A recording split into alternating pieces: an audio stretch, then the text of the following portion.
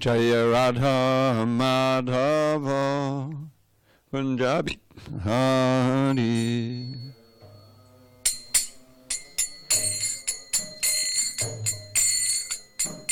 Jaya Radha Madhava Punjabi Hari.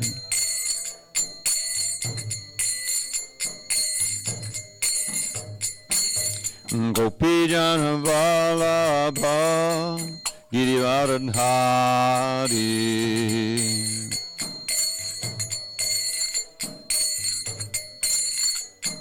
Jaya Gopi Jana Vallabha Girivardhari.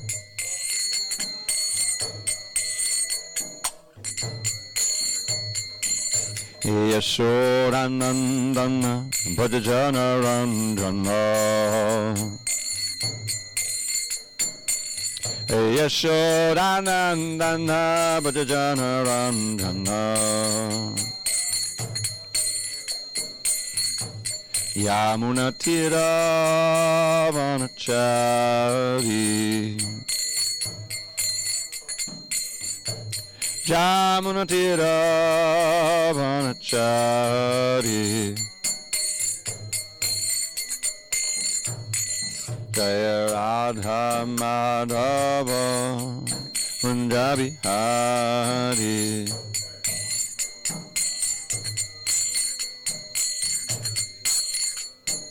Jaya Radha Madhava Punjabi Hari.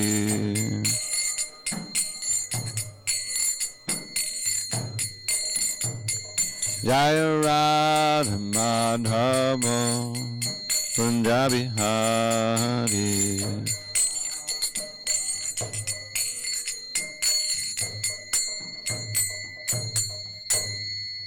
Jai Mr. Bhagavata-Dharma, Parudikacharya, Ashtottara Rishi Srimad Divine Grace, Srila A.C. Bhaktivedanta Swami Prabhupada Ki Jai. ISKCON BBD Founder Acharya Srila Prabhupada Ki Jai. Jai Om Vishnupad Paramahansa Pradikacharya Ashtottara Rishi Srimad Divine Grace Srila Bhakti Siddhanta Saraswati Thakur Ki Jai. Ananta Koti Vaishnava Ki Jai. Namacharya Srila Haridas Thakur Ki Jai. Srimad Isopanisad Ki Jai. Samaveda Bhaktivinoda Ki Jai. All glories to the assembled devotees. All glories to the assembled devotees. All glories to the assembled devotees. All glories to Shri Guru and Gauranga. Om Namo Bhagavate Vasudevaya. Om Namo Bhagavate Vasudevaya. Om Namo Bhagavate Vasudevaya. It's good. No. We're good. Okay. On this 20th day of May 2019 in SanDiego, reading from Sri Isopanisad, translation and commentary by His Divine Grace A.C. Bhaktivedanta Swami Prabhupada. And we are in Mantra 2. Kurvaneve karmani jijivishet chatang samaha evim tvahi nanyate tosti nakama lipite nare. Kurvan eve karmani jijivishet chatang samaha evam tuhi nanyate tosti nakama lipite nare. Kurvan eve karmani jijivishet chatang samaha evam tuhi nanyate tosti nakama lipite nare. Kurvan eve karmani jijivishat chatang samaha evam tvahi nanyate tosti nakama lipite nare. Can you read it? Kurvan eve karmani Jijivishet chatang samaha evam tvahinanyate tosti the karma lipyate nare kurvan evehe karmani jijivishet chatang samaha evam tvahinanyate tosti the karma lipyate nare kurvan eveha karmani jijivishet chatang samaha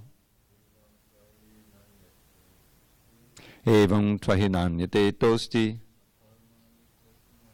the karma lipyate nare kurvan eveha karmani jijivishet chatang samaha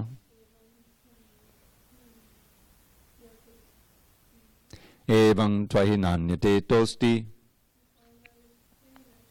karma lipyate nare kurvan, doing continuously, eva, thus, iha, during this span of life, karmani, work, jijiviset, one should desire to live, shatam, 100, samaha, years, evam, so living, tvai, unto you, na, no, anyata, alternative, itaha, from this path, asti, there is, na, not, karma, work, lipyate, can be bound, nare, unto a man.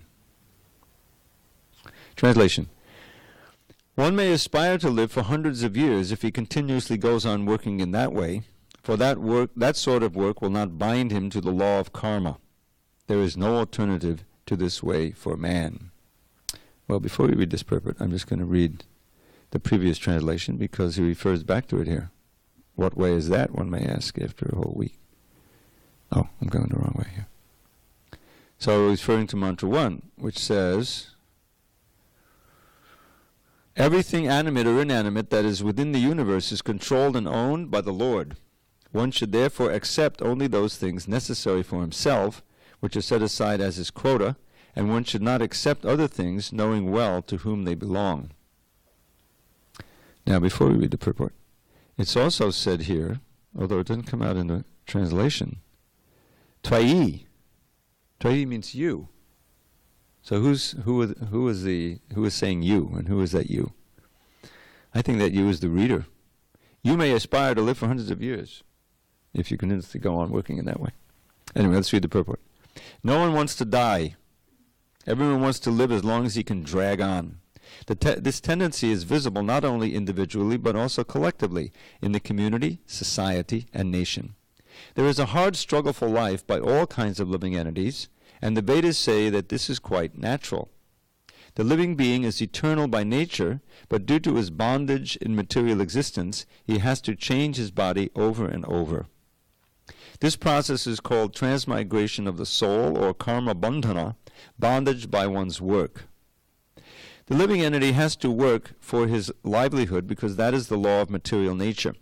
And if he does not act according to his prescribed duties, he transgresses the law of nature and binds himself more and more to the cycle of birth and death in the many species of life. Other life forms are also subject to the cycle of birth and death, but when the living entity attains a human life, he gets a chance to get free from the chains of karma. Karma, akarma, and vikarma are very clearly described in the Bhagavad-Gita. Actually, we're just dealing with that in the evening class. This very part of the 4th chapter. Actions that are performed in terms of one's prescribed duties, as mentioned in the revealed scriptures, are called karma. Actions that free one from the cycle of birth and death are called akarma, and actions that are performed through the misuse of one's freedom and that direct one to the lower life forms are called vikarma. Of these 3 types of action, that which frees one from the bondage to karma is preferred by intelligent men. Ordinary men wish to perform good work in order to be recognized and achieve some higher status of life in this world or in heaven. But more advanced men want to be free altogether from the actions and reactions of work. Intelligent men well know that both good and bad work equally bind one to the material miseries. Consequently, they seek that work which will free them from the reactions of both good and bad work. Such liberating work is described here in the pages of Sri Isopanisad. Om Jnana-timirandasya Jnananjana-shalakaya Chakshu Unmidatam Mena Tasmai Shri Gurave Namaha. I was born in the darkness of ignorance, but my spiritual master Srila Prabhupada opened my eyes with the torchlight of knowledge. I offer my humble obeisance unto him and all members of Sri Parampara. So just one note on the production of this Isopanisad. Isopanisad was written in India. Srila Prabhupada wrote it before he came to America. He was writing it, I think he began it even before Bhagavatam, because he was serializing it in the Back to Godhead magazine that he was putting out sporadically when he could afford it. You know, a 4-page newsprint, you know, a couple of pice. But even that, he was very poor. He couldn't print it all the time. So, therefore, it has even more of the standard early 20th century Indian English conventions. And one of those conventions is that the word man, he is used for human being. I think you've understood that, probably word and part, isn't it? This is only for alternative way for man, and for women there's no alternative. No, it doesn't mean that. For you, there is no alternative to this way for a human being. So when you hear that, now, so in this Isopanisad, the first couple of verses, you remember the first one is Isha Vashamidam Sarvam, that everything is owned and controlled by Krishna, by God. He's produced everything. I've heard several lectures recently on tape that I listen to every morning, where Prabhupada is making this simple point that when you consult the Bhagavad Gita and you understand that everything that we experience daily in our lives, moment to moment, is simply a result of the living entity interacting through this body, through the senses and mind, with the world at large. What's the world at large made of? Well, solid matter, gases, liquids, fire, energy, space, right? These are the 8 material energies. Bhumar, Apo, Anano, Vayu, Kang, Mano, Buddha, Devacha. And the subtle energies also, mind, intelligence, and ego. These are all material, which is pretty amazing. Mind is also material. So those come from Krishna. He says, these are my external material energies.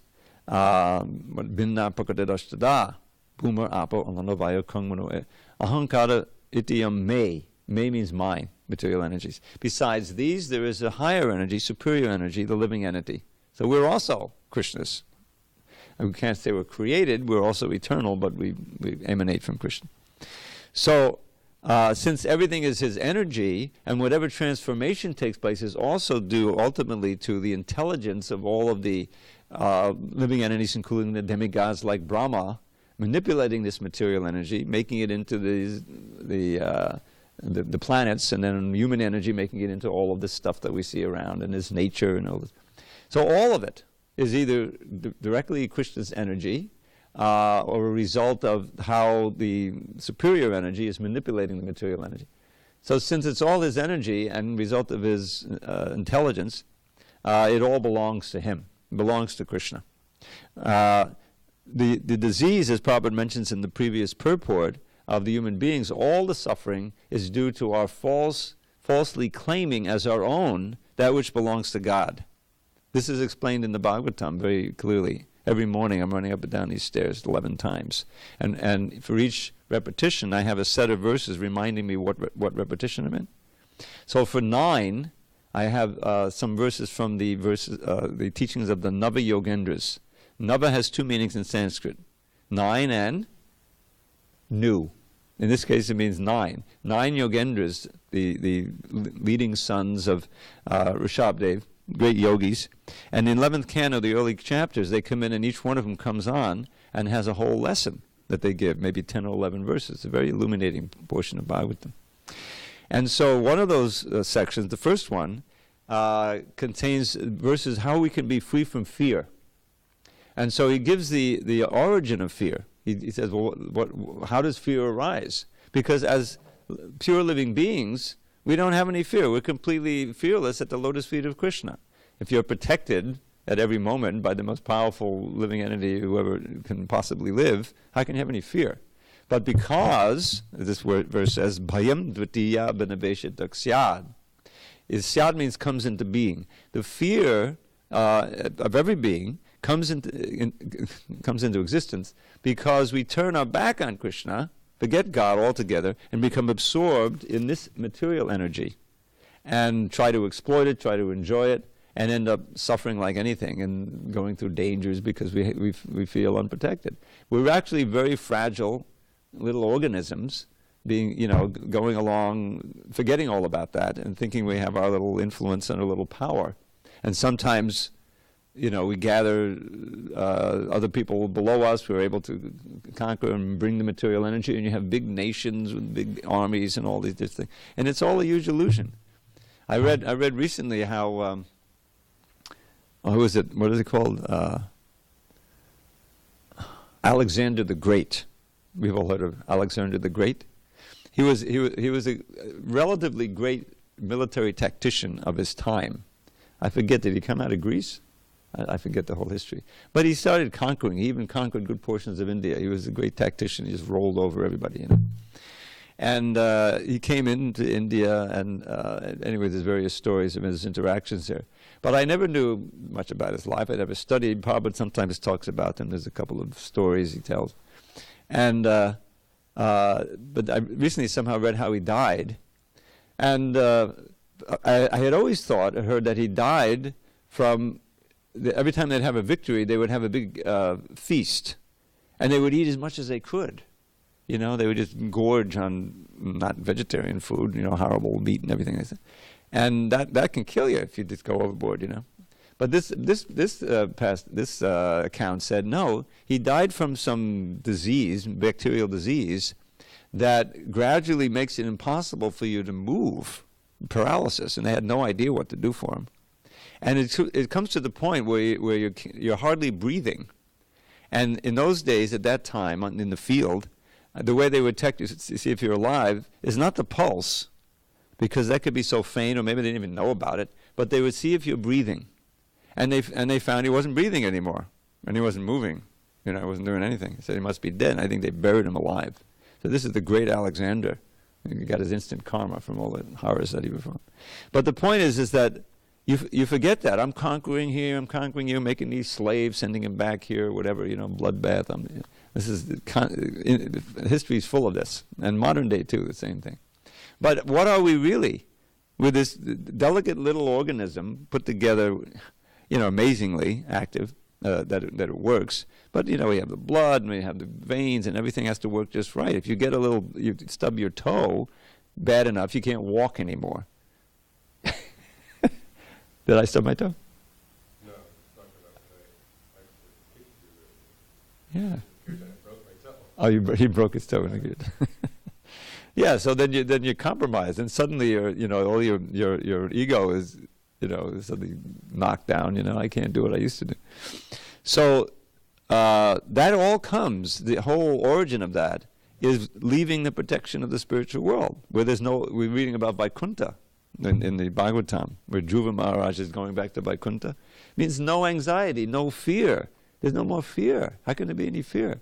You're at the lotus feet of Krishna or Vishnu, and you're in your eternal body. So that comes from absorption in this material world and trying to possess part of it, try to exploit it, then eventually being defeated, directly or by time, going to another body, losing the human form. It's a horror show. But we're trying to make it into some kind of a natural situation and enjoyment. So here, the first two verses say, no, Isha Vasham, everything is controlled and owned by the Isha. Isha is Krishna, it means the supreme controller. Everyone's entitled to their quota for living simply. You're a son and daughter of the Supreme Lord, and you have a right to live. But don't take more than you need, and don't encroach on others' property. And the whole first purport is about that.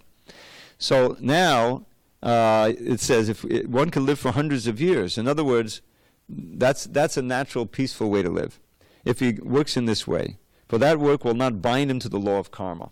Now, in this purport, the two paragraphs we read, it's all about the simple part of the Bhagavad Gita, talking about transmigration of the soul and how we're bound up by the results of our previous fruitive activities. And this brings to mind, what is the definition of karma? Prabhupada mentions these three words, which are right out of the Gita: karma, vikarma, and akarma. Okay? Now, in this context, karma here means fruitive activity that is being engaged under the injunctions of the Vedas. There's a whole portion of the Vedas, it's called the Karma Kanda section, in which there are all kinds of prescriptions for virtuous living in this world, performing sacrifice, and getting a better birth in this world, or even going to heaven. This is like the motive. It's understood that you're going to get another birth. We're eternal. That's a given in Vedic culture.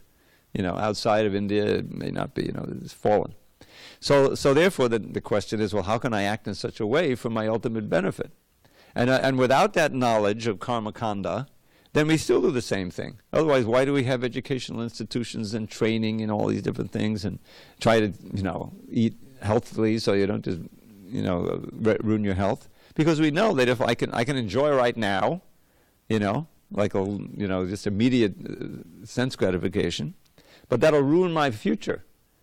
I'll take this drug right now. I feel so great. Let me do it again. But anyone knows that after a little while, you're ruining your life, right? And the more that our pleasure is in the immediate, it's in the mode of ignorance, and the more it produces an extreme bad reaction. The pleasure in the mode of goodness, can be sustained over a lifetime. Fine music and this and that, peaceful living, whatever, But the more it's in the mode of passion, and especially ignorance, it's extremely self-destructive. And that's why, you see, I've been around for a while.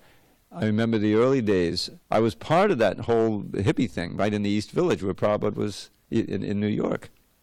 And I saw so many, my contemporaries, we was taking marijuana and LSD, but then there were the bad trips, and there was people getting ripped off because they were, having to deal with an element to get the drugs. It was horrible. And I didn't want any part of that. Fortunately, I didn't, I used to smoke some marijuana, but I didn't get into the whole drug culture. Because I could see, Krishna's protecting me, whatever, that this was completely self-destructive. And it's gotten much worse with the opioids and everything, the drug. The marijuana that we used to smoke was nothing compared to what they have today. The proportion of the tetrahydrocannabinol is much higher, and it's much more, it really is damaging to you. It's not harmless. And now, of course, they've legalized it. So this is all vikarma. Now this brings up vikarma. There's karma, which is according to the Vedas, very wholesome activity, sacrifice. Key is sacrifice. Sacrifice the immediate pleasure. You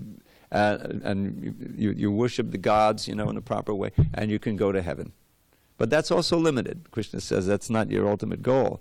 But at least, you're basically in the mode of goodness, and when you come down, you come to a human form. The real hara is to lose the human form. The treasure that we've gotten after many, many births. Labdva sudurlama midambahu sambhavantam. This is one of the key verses in Bhagavatam, Prabhupada would quote all the time. Labdva sudurlama midambahu sambhavantam. Sudurlama means difficult to attain. You have attained what is very difficult to attain, namely a human form. How? After many, many births through the species. We've all been up and down this Ferris wheel for so many, who knows how many millions of times. And now here we are, human form. Now, so don't waste it. Don't waste it in sense gratification like all of the other forms. You've experienced it before. So he describes manusham. It's very interesting. It's a Sanskrit word. Manu. It has to do with Manu. And Prabhupada would point out, this is where the word man, human, comes from. Artadam. This key phrase, artadam, or just the word arta. Arta means that which is valuable. And it can often mean money. Or, but here it refers to the ultimate value of breaking free from birth and death and going back to Godhead. So artadam, to give. The human form of life alone, amongst all the millions of species, 8,400,000, can give this ultimate value of liberation and reinstatement in our original position in love of God. But like all forms, it's temporary. The clock is ticking, so don't waste time. Don't waste time. The whole material world with all of its sense gratification, all this, is simply a distraction. It's a huge distraction from the actual goal of human life. So those who are intelligent, who hear the books of Srila Prabhupada, actual Shastra, that gives us the clue, we make decisions in our life that guide us in the right direction. Don't do that, do this. So one has to be dhira. Another key word, dhira, means thoughtful, not simply following one's impulses. This is the mode of passion, ignorance. But at least the mode of goodness, where you're thoughtful, what is actually the best thing where I can attain my shreya or nikshreya, which comes up in this verse also. So the first two verses, the first two lines of the verse he sets the scene. This is, I think, Krishna speaking in Uddhava Gita, 11th canto. So, dhira, one has to be dhira. Then, okay, I'm dhira, I'm listening now, I'm thoughtful. Now what do I do? Turnam yateta. Sanskrit is so wonderful. All these verses, they're very concise. So much instruction and wisdom in a short phrase. So, turnam yateta. Immediately, without wasting time, strive. Strive, because we're conditioned to act in one way, according to vikarma and karma at least, But we have to get to the point of akarma. Means action that doesn't produce any material reaction, but takes us closer to Krishna. So he says, Turnam yateta napateta numritya yavat. Now this word anumritya is interesting, because anu means to follow, and mritya means death. So death is always following us. It's on our shoulder. You drove here, You know how dangerous it is on the roads, right? But you forget. You're driving along, maybe you'll text a little bit, It's a dangerous situation. It's a metaphor for material life in general, So now, so as long as you have your wits about you and you're healthy and you're not dead, you should strive for what? Nikshayasa. Nikshayasa means the ultimate good. You can say Shreya can be some material good fortune. Oh, I made it. I'm in Indraloka. I succeeded, But that's not your nikshayasa, that's not your ultimate good, because you have to fall down again to this world of death. That's in the Bhagavad-Gita, 9th chapter. So then he said, nikshayasaya, strive immediately, as hard as you can, without wasting time, for the ultimate good, which we know by Prabhupada's grace in liberating all this wonderful wisdom from the Sanskrit language, that, not liberating it from the Sanskrit, but you understand. That is breaking free of our conditioning of birth and death, old age, disease, and returning to our original position in the spiritual world. No fear, no birth, no death, simply ananda. That's it. So then he finishes up this verse, Vishaya kalu sarva taksyad.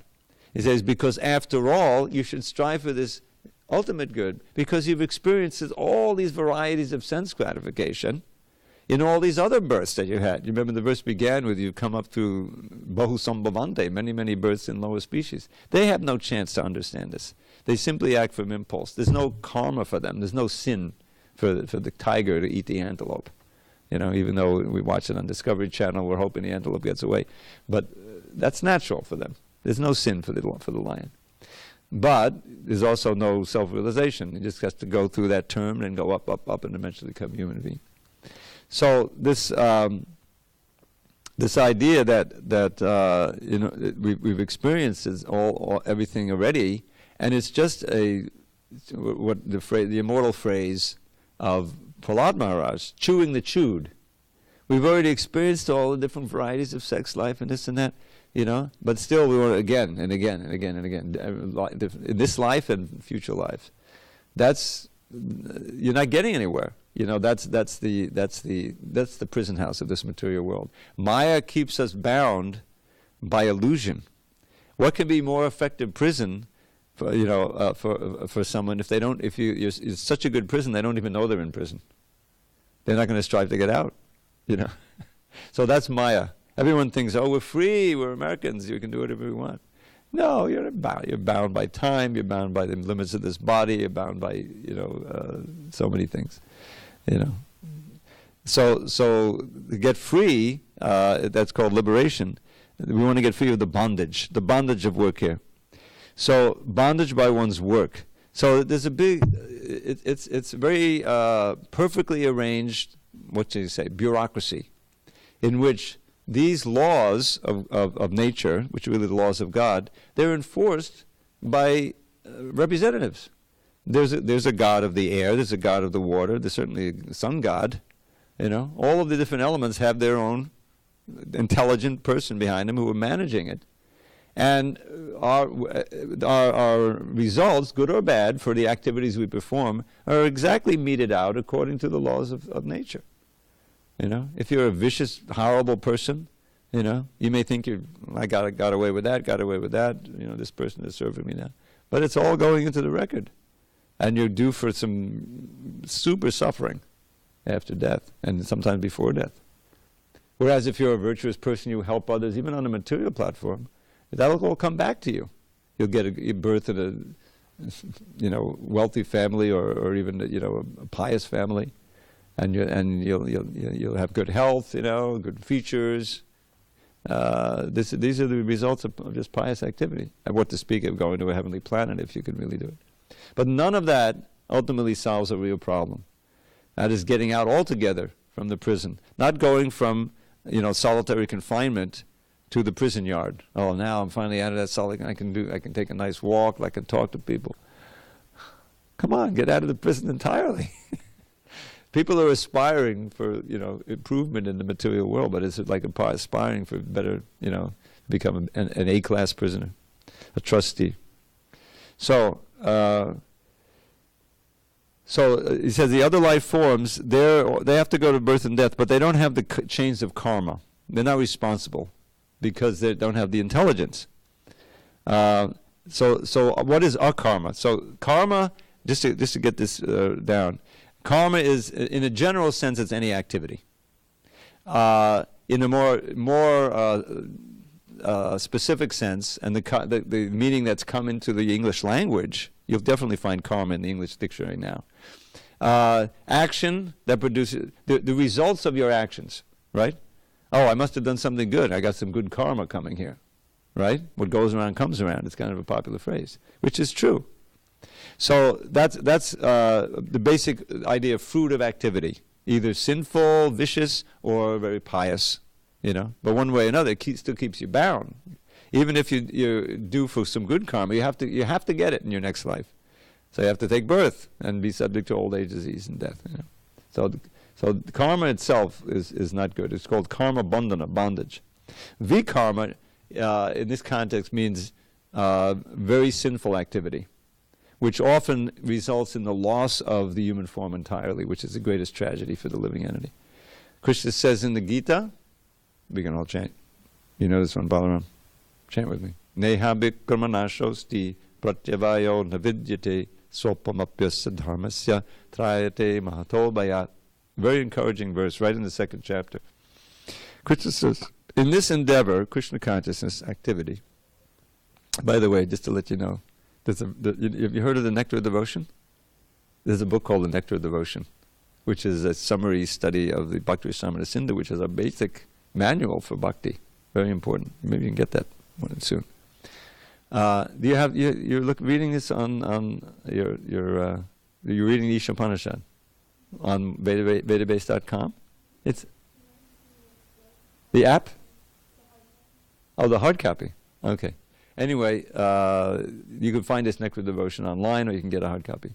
So in that Nectar of Devotion, there are various aspects of deity worship that you're supposed to do, And then there are also like 64 offenses you have to avoid. And one of them is to sit like that in front of the deities, holding your knees. Sorry. You can sit on a chair if you need. I only mentioned it to you because I know you would comply.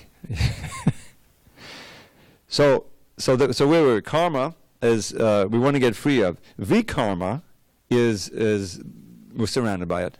everyone is doing vikarma. It means activity completely devoid of any reference to the Vedas. Simply whatever feels good, or, I'll follow the laws because I don't want to, the civil laws because I don't want to get caught. Not that I really feel good about it, but I'll follow that. So that's mentioned. It's not a good idea, according to Rishabdev. Masada Munni, he says, Nunam pramatta kurute vikarma yadindriya priteya apanoti. He says, certainly it is true that those who are simply performing vicious activities for the sake of sense gratification, indriya priti, which is exactly sense gratification, are mad, very mad, pramatta. They've completely gone off. Mad means they're not at all concerned or even aware of the Vedic wisdom from this Veda. So they're performing all this vicious activity. And he says, na sadhu manne. In this case, the word sadhu means good. It's not good, says Rishabdev. This is my opinion. And he's God, he's Krishna. He should know. Because by that activity, you're sure to get another material body for a lot of suffering. Kleshada. Kleshada means give suffering. So we want to avoid vikarma by all means. And we even want to avoid karma. We want to act. We can't stop acting. We have to do something. Akarma. Akarma means activity that's not self-centered or what probably called fruitive. You're not trying to enjoy the fruit yourself. You're giving the fruit to Krishna. Now, we have to keep body and soul together, so that activity, if your life is dedicated for devotional service, for self-realization and those activities, then this body becomes part of the paraphernalia, right? I'm doing so many things with my hands, right? Maybe I'm offering this flower to Krishna, right? So the flower I had to grow it or buy it, right? So the activity that went into procuring the flower, that's not karma, that's bhakti, that's devotion. There's no bad result, there's only a good result, which is you're awakening your love for Krishna. But my hand is as much a part of the paraphernalia as the flower. I'm not the hand, I'm not the body, I'm the soul. So I'm telling my hand, offer the flower, right? So that activity of the hand is not producing any reaction. But if I go and play a video game with the hands, then there's a reaction for that, because that's fruitive, you understand? It's all different. So that's called akarma. And it brings you into the stage of naishkarmya. Naishkarmya is a certain stage, which means you're getting rid of all your karma, good or so-called good or bad, and you're not incurring any new karma. And that's paving your way back to Godhead. So in other words, bhakti is a dynamic principle or set of rules and regulations, dharma, by which you awaken your natural love for Krishna. That's called Bhagavata-Dharma, the ultimate dharma. And it means a set of activities to perform with our active senses, or what are called knowledge acquiring, or gyanendriya, like the eyes and the ears, hear about Krishna, don't hear something else. See the deities, and see the world in relation to Krishna. You don't just see the ocean, you go down and see the ocean. Oh, I remember in the 10th chapter of Gita, Krishna says, of all bodies of water, I'm the ocean. So the ocean can remind you. And in a more sweet way, this is really nice, Prabhupada, he would take these morning walks, and it's traditional, wherever he was. And sometimes he would be in L.A., and he would go down to the beach, Venice Beach or whatever. He would walk right down the beach, sometimes right on the beach, but the ocean would be there. And he says, that wave, those waves coming in, that sound, that's the sound of the gopis sighing in separation from Krishna. Now, next time you go down to the ocean, you can remember that. You're not only remembering Krishna and the gopis, but you're remembering Prabhupada. So this is how your whole life can be turned into a life of sacrifice and bhakti. Eating, it's prasadam. I'm not just eating for myself. It's an exchange of love with Krishna. You see, so that's called akarma, and that is what the science of bhakti does. It gives you a way of living in the world, but at the same time awakening your love for Krishna and moving toward that goal of getting out of this body and getting out of this world and returning back to the spiritual world. So the Isopanisad is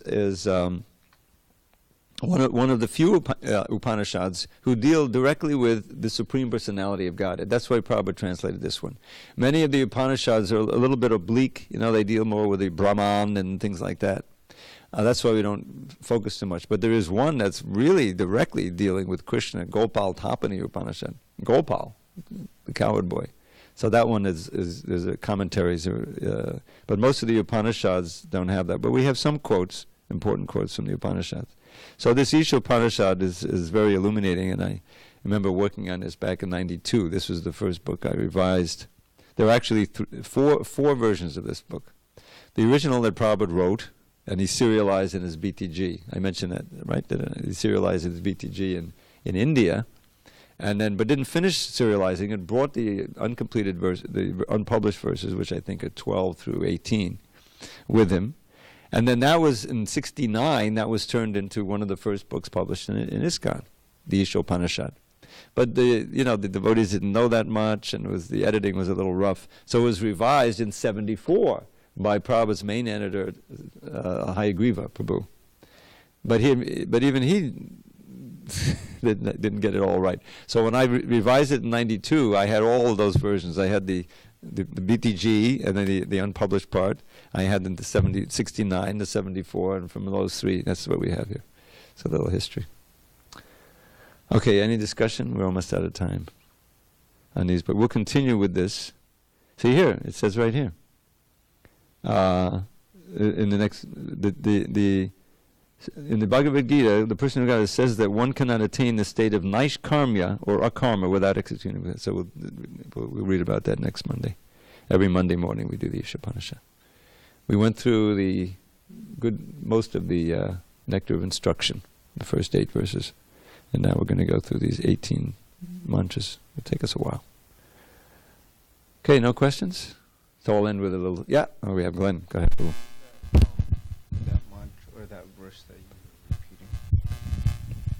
Can you translate the verse that you and Balaram were chanting earlier? Yes. Neha bhikkamanashosti pratyavayo navidyate swapamapyasya dharmasya trayate mahato bhayat. In this endeavor, Krishna consciousness, there's no loss or diminution. And even a little advancement on this path protects one from the most fearful kind of danger. Mahato bhayat. Bhayat means fear or fearful danger. The greatest fearful danger is to lose the human form of life. So even just whatever we've done already in Krishna consciousness, I assume no one's sitting here in his prema bhakti in his siddha swarup.